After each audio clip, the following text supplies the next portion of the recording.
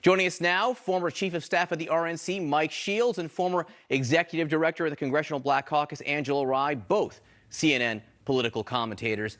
And Mike, I understand that the White House and Republicans are saying, oh, the support for impeachment and removal hasn't shot up. But just the number of 50%. If 50% of Americans want you impeached and removed from office, that's not really good news for a presidency, is it? Well, John, it's very interesting. I never look at just one poll. I always look at a number of polls. But I also read the crosstabs. I read the crosstabs of this poll. I read down deep. This poll has sampled into it 25% of Republicans. And that's no BS. And so, look, it's not an illegitimate poll of the people that it was polled. I'm sure the numbers are right. But it's also got a massive number of independents in it. When you look at the Emerson College poll that came out, another serious poll, whether or not to impeach went down 11 points during the hearings.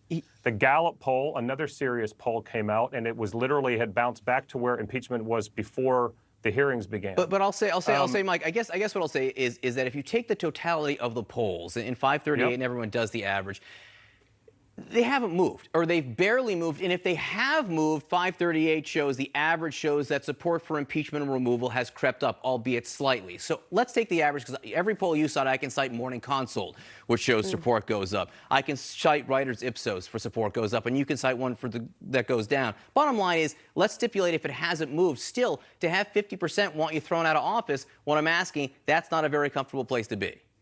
Well, look, I first of all, I don't buy that there's 50% that want him thrown out of office, but to accept the point that you're making, this has been, I believe, very, very bad for the Democrats. They've had their time at bat. They made their case. And look, I highly, highly recommend, seriously, everyone watching this, go watch the Clinton Affair, a 6-part series done on A&E. I worked for Newt Gingrich in the 90s when Bill Clinton was impeached. And there are so many parallels to what's happening right now.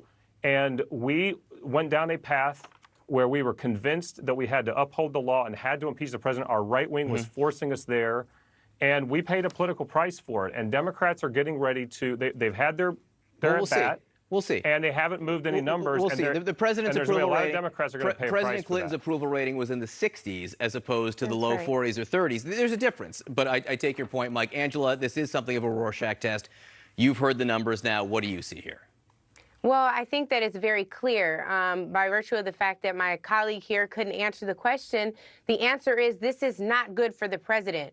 It's not good. Just like he can get as many black folks as he wants to stand behind him at a rally with off-brand Black Voices for Trump T-shirt. There are no real black voices for Trump, and there is no real support. 34% of support in the Emerson poll.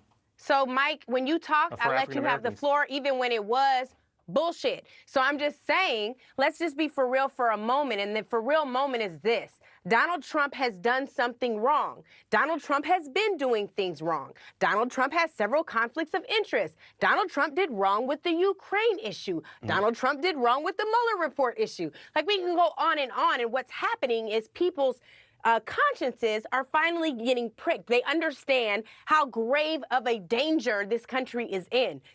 And so you can go through the crosstabs and you can go through the fact that enough Republicans weren't polled. But here's what we know. Here's what we know.